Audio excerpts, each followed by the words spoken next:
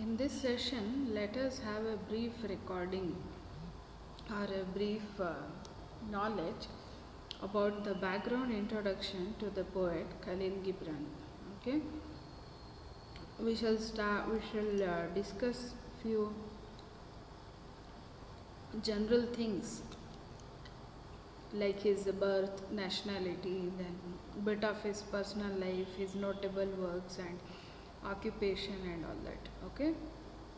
So Khalil Gibran was born on January 6th, 1883, okay, in Lebanon. Okay, he is originally from Lebanon, one of the Middle Eastern countries. Then he died when he was just 48 years old. That is, he died on April 10th, 1931. Okay, so he holds both the citizenships. Okay, sometime later on in his life, he immigrated to America. So he holds his native citizenship of Lebanon. So he is Lebanese to begin with. Then later on, when he immigrated to America, United States of America, he also got American citizenship. Okay, so he has dual citizenship. So basically, he is a kind of poet in diaspora, you can say, per se. Okay, that he immigrated from Lebanon to America, and he shares both citizenship. He owns them indeed. So he could be called, rightly called, a Lebanese American poet. Okay, Lebanese American poet, and the nature of his writing was that he was a poet and also a visual artist. Okay, so in most of his books, like The Madman, The Prophet, okay, you see that there have been poetic pictures, right? Illustrations. At one side of the book page, you find that at one side of the page you have his write-up, maybe preferably towards the left side, left hand side of the book. In the left page, you will find his illustrated poetic paintings. Okay, so for that reason, he is also very famously known as a visual poet or a visual artist, right? Very similar to William Blake. If you can recollect from, pre-romantic English poetry, you had this very famous poet, right, called William Blake, who wrote very famous poems like The Tiger, right? The famous The Tiger, Tiger Burning Bright, and In the Forest of the Night. So in such poems he would actually draw the pictures, the visual pictures of tiger, for example, in a forest. You would draw those pictures towards the left hand side of the page, and right hand side you would find his handwritten script. Those days you didn't have printed scripts, right? That because that was a pre-industrial revolution era. So you could find that before this industrial age and pre-romantic age, so you had this kinds of visual poetry, where these poets were called visual poets. They would actually draw what they would eventually turn them into their poets, their poems, and vice versa. Whatever they could write at the left hand side of the page, they would draw the pictures of the poems, they would script. So these were basically visual poets, and maybe Khalil Gibran, you can presume that he drew his inspiration from the English poet William Blake, because it's very similar. If you look at his visual pictures, they are very similar to what William Blake used to draw in 1700s in pre-romantic age. Okay, so he was also kind of philosopher. He was a writer, poet, visual artist, and also a philosopher. If you look at his poetry, most of his poems are philosophical in nature, right? They are mostly philosophical in nature, and that those philosophies kind of engulf most of his poetry. It sounds like he is typical, prose poet, as we discussed in the previous sessions.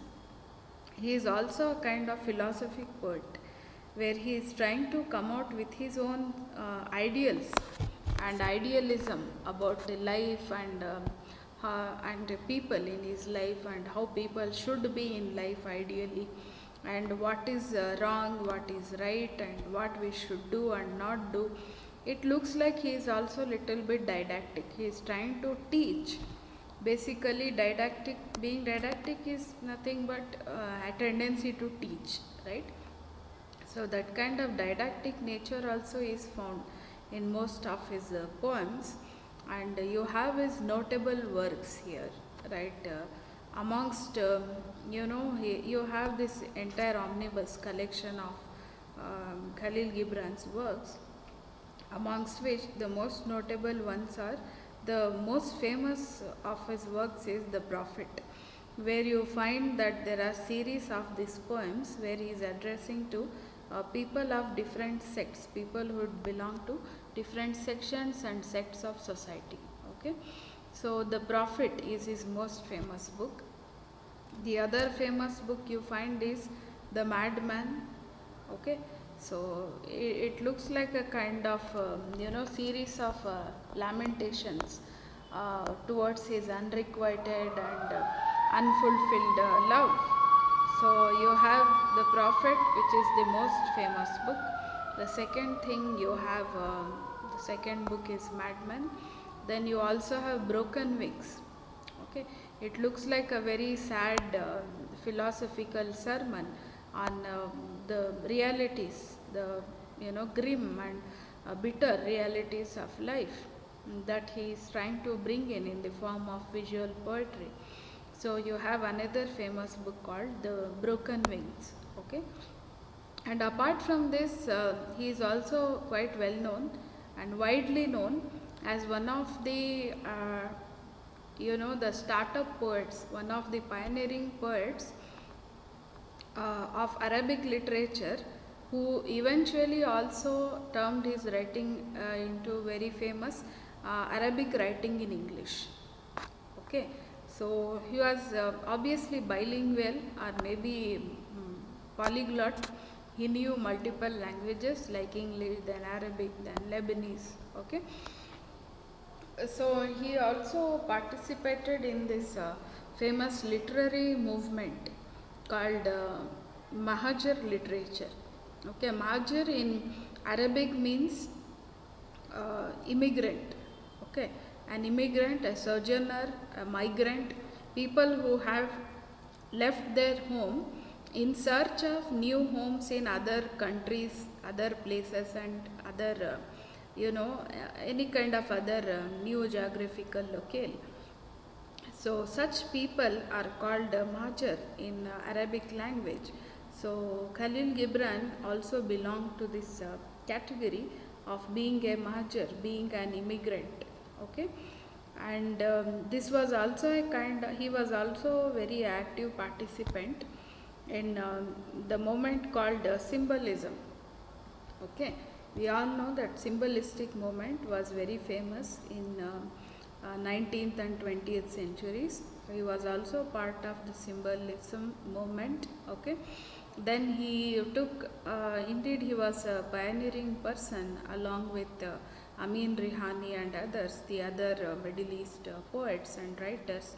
He took part in the movement of Mahajar literature, wherein these people, the immigrant writers who had immigrated or might have immigrated from some parts of Middle East, right, Lebanon, Syria and Turkey, they wanted to establish and have a hold of their own native literature, but being written in English language.